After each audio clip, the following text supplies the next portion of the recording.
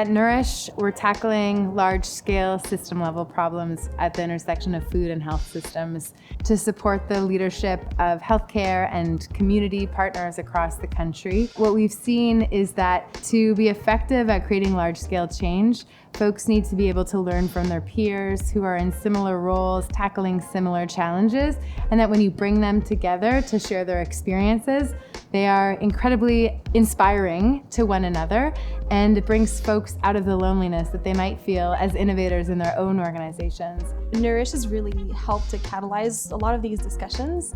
It's been really inspiring through our cohort's time with Nourish to see how the discussions and the tone of the discussions have changed. When I talk about food with my co-residents, for instance, it's no longer just nutrition or calories that the patients need, but it's also all the impacts that it has on the patient's well-being and the environmental impact and the relevance that culturally diverse food has for a patient's experience. And we do hear the term now, throughout our organization that food is more than a cost center, and it's important to patient care, and it's really necessary in the healthcare system. And so we're seeing that shift throughout our organization. And I think by having us as a health organization partnered with a community organization, and in our instance, with an educational institution, we have a much richer discussion and we're able to make a lot more connections and networking that we need to make to do this in a respectful way and to honor the people that we're trying to serve. In Thunder Bay, we recognize that a community need or barrier, so to speak, is that it was very hard to access wild game for those living in the urban setting, especially those that belong to certain First Nation communities that were a little bit more remote. And over the years, we have made improvements to this process so that accessing wild game for certain institutions was less cumbersome, was more free, more flexible, and allowed them to actually have a bit more autonomy. But we also recognize that there is a deeper, rooted issue when it came to, decolonizing this access to wild game, which is we really have to take a look at policy and how we can kind of reform that to make it more inclusive for this population.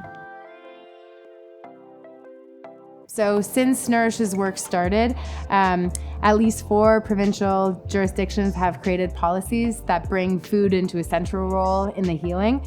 We are seeing a wave of movement that really understands that food can contribute to healing. And I think the gatherings like this and bringing the people who are on the front lines working on these problems, it just adds so much fuel to the work. So the work that we did in Saskatoon at the 3 acute care facilities, we heard feedback from patients that it was really appreciated that we made the small efforts. We started small with berries. We started with soups and stews, with bannock, things that were comfort foods and felt culturally appropriate for our catchment area that comes into Saskatoon, which is across the province. Fast forwarding now, we're taking that out community by community within the province and making sure it's specific to that community, the foods that we're introducing, and that cultural humility journey with those communities. I think the policy that really encourages and enables institutions to source at least 30% of their produce locally is really helpful to support the BC economy, to support regenerative and sustainable agriculture, and it enables us to do work that we really believe in. Food also plays a role in terms of environmental and planetary health.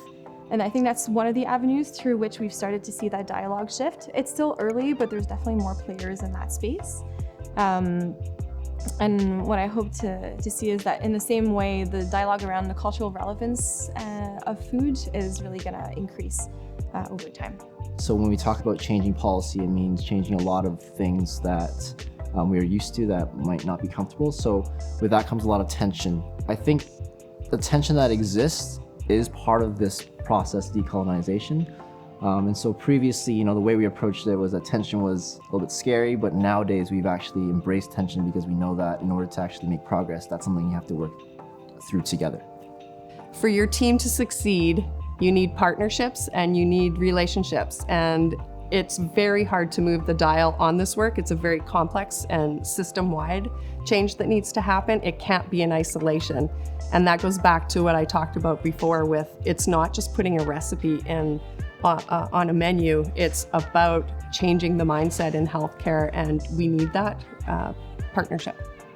We're obviously very proud of what we've done in Thunder Bay, but we're also proud to be part of Nourish because it's really brought us together, and I think it's a great way to really collaborate, an opportunity where we wouldn't necessarily have, to see what other people are doing, see what progresses they're making, but at the same time also understand some of the barriers that they experience, and to be able to kind of work through that together really feels collaborative and makes like the work we feel not so alone. Working with Nourish has given the project a lot of credibility and support, and being able to work and exchange with other teams has been really exciting and a huge help. So it's helped to rally all of our team members on a common agenda, and it's helped to speak to our leadership in a way that's encouraging for them to know that there's also other teams that are working on this across the country.